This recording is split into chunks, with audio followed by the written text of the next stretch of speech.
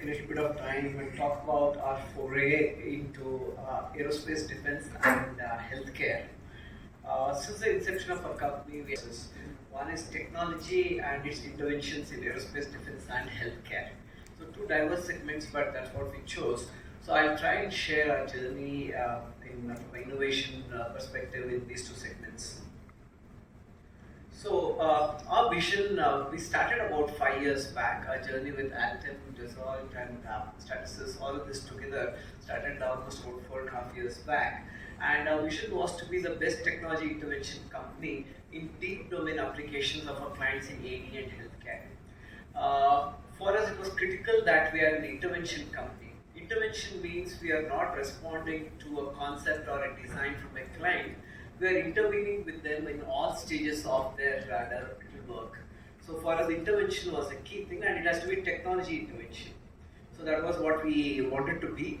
And coming to some of the latest things we are doing in the healthcare segment, for example, in surgical simulators, which is one of the training equipment which is used by surgeons to do surgical operations using laparoscopic, endoscopic or robotic surgeries. See, before a surgeon can do surgery on you using any of those three modalities, that is laparoscopic, endoscopic or robotics, he needs to be certified on that platform. Unless he is certified on that platform, he cannot operate on you. For him to be certified on that platform, he needs to practice, and he can't practice on that machine with no patient on the bed. So what technology provides him is, we heard from Result about digital twins. So we provide something equivalent to physical twin. So physical twin, using which they do the surgical simulations and practice and gain enough competence to be certified to use these technologies to operate on a person. So that's one example where 3D printing, designing, and all of this are being applied to create equivalents of human physiology and not just anatomy. If it was just anatomy, that means some organ similar to ours, it would have been a basic common denominator. But when you combine that with physiology, physiology means the way an organ behaves. That's the next level. That means there's electronics, there's software, there's simulation, and on top of that, you need to have something which is accurate. I can't give something to a client to say it's almost like your heart or it's almost like your liver. It has to be exactly like the heart, exactly like the liver from a physiology perspective as well. So when you do things like that, there's a lot of skills which these doctors need to learn. So some of those things are listed there. Peg transfer. Peg transfer is a very simple thing. You need to pick an object out of a stacked needle and place it on another needle. So that is what is called a peg transfer. Then circle cutting. So cutting a circle on the surface of the skin using robotic or laparoscopic instruments. That means laparoscopic instruments mean they are all they're touching is a joystick like your games. And at the other end, they're inside your human body and making an incision, and that has to be a circle. So practicing those before they actually do on you. So that's an example of circle cutting. Then endo loop. Doing a loop, for us a loop is a very simple thing. But when you look at surgical suturing, there's a lot of 5 different ways of looping. One, you loop outside the body and push it inside. The other one, you actually make a loop inside the body where you can hardly see anything. So there's so much of complexity in doing a laparoscopic surgery and practicing those extra and intracorporeal as well as knot tying. So these kinds of practice need technologies in which they can practice. So these are some of the areas where we are playing today with our clients. And coming to our mission is to be a best-in-class global eminence application specialist. See, one is to be at a technology level and sell technology services. But if you can combine that with the language of your client, in this specific example, the language of the client is clinical sciences. So all of us needed to be clinical experts. All of us needed to understand the language, the modality a surgeon uses or a physician uses. So combining that, we are now in a position where we're working with our clients to transform their future stars. When I say future stars, new products they are going to do. So that is where we are in. These words may sound big, but what we are doing is small in a restricted space. But fortunately for us and for our clients, it's making a substantial impact and helping them create their next services, their next products. So that is where we are into. So I'll give you some examples to which you can possibly relate. What you see at the bottom, the first figure at the bottom, That's the image of a man, and below his chest is an exposed lungs and stomach in the middle. So that's rough shape of what you see inside a human body. But that is something used for something called respiratory distress. If someone has difficulty in breathing and you have to put a tube right into his lungs, so you need a training device or a device like that to put a tube into the lungs. This is what they use for practice. But what you see in the second figure is an approximation of that lung. Neither is it a lung by shape nor by size. That is what the industry was doing with. But then if you come to the figure after that, that is what is the current level of expectation from the industry, where you're actually seeing a bronchi, the last part of the air sac in a lung. So people want to be able to see, how do I do a bronchoscope? How do I put an endoscope right up to the last bronchi and remove a cyst there, or remove a trapped foreign body there? So that way products here are moving so much that we have to keep pace with our clients' next level of interventions from a clinical perspective. So these are the examples I'm showing in terms of what products were, where they're moving into, and for us, there's very little time to be able to, say, okay, I'll think of designing something. We have to really be working with them at that phase. And what you see at the bottom is summer clinical simulations training, where people are working. So bronchoscope, if you see the last picture at the bottom, it is like a tree structure inside our right and left lung. So we'll have to replicate that. It has to be anatomically correct and physically correct, physiologically correct. So this is the kind of work we are involved in one of our segments. So therefore, our focus is, like it was told earlier, we're a deep technology company focused on bringing benefits to our clients in aerospace, defense and healthcare. And from a belief perspective, we don't think AIM is about replicating product designs which exist in traditional manufacturing. But there's a need for redesigning them exclusively for AIM. Only when we are able to do that can we validate risky ideas and make them palatable and fit enough for a client to embark on his innovations. And we are again committed in bringing design innovation to our clients through design and 3D printing. So I'll show you one example of one of the products we did. This product actually became an opportunity for us because this product stopped becoming available worldwide. I'll show you the product and tell you what it is used for.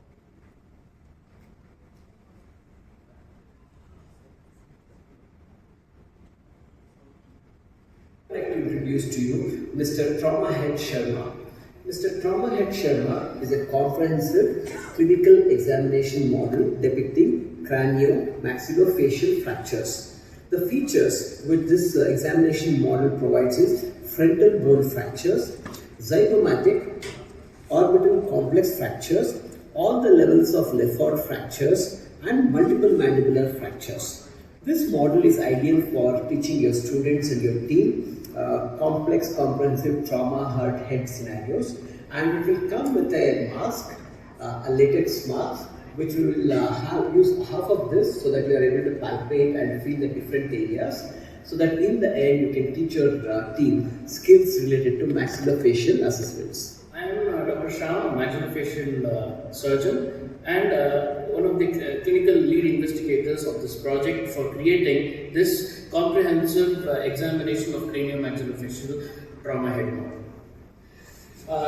This model has been created with an emergency medicine clinical person in mind, and day-to-day clinical fractures what he will be encountering in the casualty. And so that he can have a basic clinical examination done, and he can give the right reference to the right person at the right time. This model from the top to bottom depicts the cranial frontal bone depression fractures, the zygomatic or orbital bone fractures, the maxillary Lefort fractures, and the mandibular fractures. Going from the top, the frontal bone is usually fractures. It has a depression which we can clinically palpate.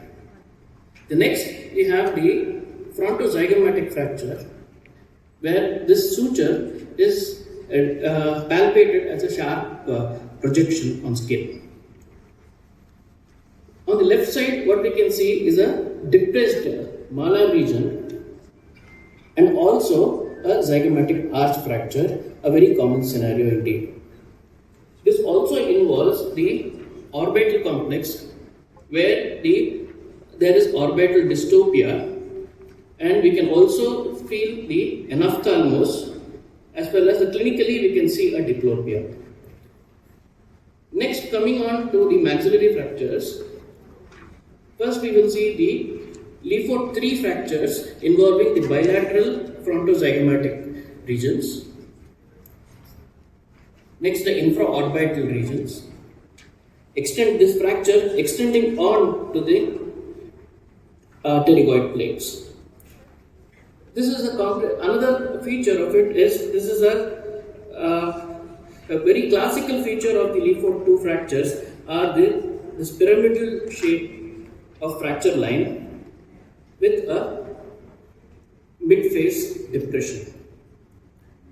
This model also depicts the palatal split and loss of occlusion, as we see. Coming on to the mandibular fractures, we have the condylar neck fractures on this side, the parasymphyseal fractures, the dentoalveolar fractures, and the angle fractures. Typically, this model it will allow us to examine intraorally by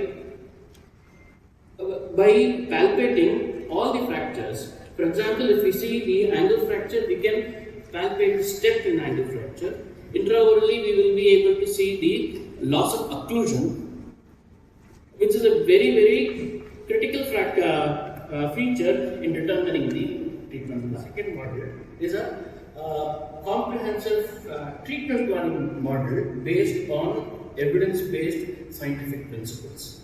Here, what you can see is 3 lines in 3 colors.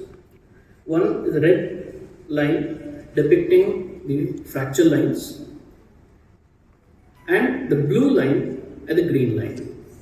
The blue line is called the horizontal buttress line. The green lines are called the vertical buttress lines. In mandible, these lines, the horizontal buttresses and the vertical buttress lines, are commonly called as Shanfi's lines of osteosynthesis. So, comprehensively speaking, all the treatment plans, basically the open reduction and internal fixation with these titanium plates and screws, follow these scientific guidelines which needs to be satisfied. Thank you. So, Good morning. when we are working in these spaces, what we essentially need are right scale. Sometimes our opportunities are not in hundreds or thousands of products. They are start with a dozen, then move on to a few dozen, and then it scales up to when it's a good product, probably 100 plus. So the right scale that we can start with a few products and scale to that. Then the right price. Fortunately, the product we have chosen so far, where we have found space, price was not an issue, but being able to provide an alternate where there was a strong requirement was the issue. And therefore, customers, because we had a product, customers had a compulsion to buy now. So therefore, when we make a product and there's no one to buy, then that's a design which today doesn't have a buyer. So that's a very tough situation to be in. So for us, it was very important that once we knew this was a gap we could fill, that we could be ready with our design, the product, and fulfill that in a timely manner. Was, I would say, that was everything. The timeliness was everything. And we also had good collaborators, Dr. Shyam Sundar, whom you heard about. He was a jack of all and master of many, which is not the usual mold. And you need subject matter experts like that. Because only when you have a right subject matter expert, whether it is aerospace or defense or drones or any of those areas, you need a right subject matter expert who can ensure that what you are doing will meet the future's requirement as well. So we also had 2 patents. One was for a prosthetic arm, which we had prototype. The second was a vertical takeoff drone. And working with all those designs, we were mainly in the aerospace segment, space exploration to be precise, where I think our work with Altem, including the virtual extension, enabled us to use 3D Experience platform really well. My team found the tax filter really useful because when you're working on materials, the class of the materials and the customer's preference or need to use that specific material. For example, sometimes we had issues of heritage where people wanted a material to be a proven material in that area of application. And for us to find heritage materials, where we're using and what are the relevant characteristics, those kinds of tags were really essential for us. And for us, our teams to create simulated optimized designs meticulously was really easy. So I think my team liked that. And the contextual toolbar was also something where our engineers picked it up really well and was helpful to them. And overall, I would say the on-cloud version, it's the best way to start for someone like us who was a MSME, started small but went deep. For us, it was not about having a big team, but it was getting deep into clients' the core business practices, technology domains as quickly as possible. And we also stayed with the latest versions, including 2022. And all along, what we've been doing is, though we have tried to work in both segments, it was for us, it was a work of about putting technology into our clients' solutions. It was not so much our products. It was about we making technology collaboratively with clients and that becoming part of their solutions or their products. So from that perspective, I would say the digital twin, which Resolve Systems 3D Experience team talked about, is also a reality in more than one industry segment. We have seen that in the second segment, which is healthcare, where the heart can be a digital twin, the human body can be a digital twin, and we are constantly moving from the digital domain or the virtual domain to the physical domain. Sometimes doctors want physical models to practice on, and sometimes because of constraints, they want a virtual model. For example, they want to be able to control surgery which is not happening locally. They want to be able to see what happens when the heart rate crosses 200, accompanied by a very high respiratory rate. So when you look at simulations like this, the digital twin from a healthcare perspective is, I would say, a futuristic solution born today and already in vogue today in different kinds of applications of the medical world. And we have been fortunate to have made some work in aerospace, defense and healthcare. And I would say that in the last 1 year post-COVID, we had to sharpen our focus, and healthcare was the first segment to take off after COVID. And post that, almost all the leading medical colleges, nursing colleges, hospitals, including the ones like Aster, there are clients, and we are working with a lot of research establishments in product development and research wings of various private clients as well. So that was a short session from me. I hope you enjoyed this discussion. Thank you.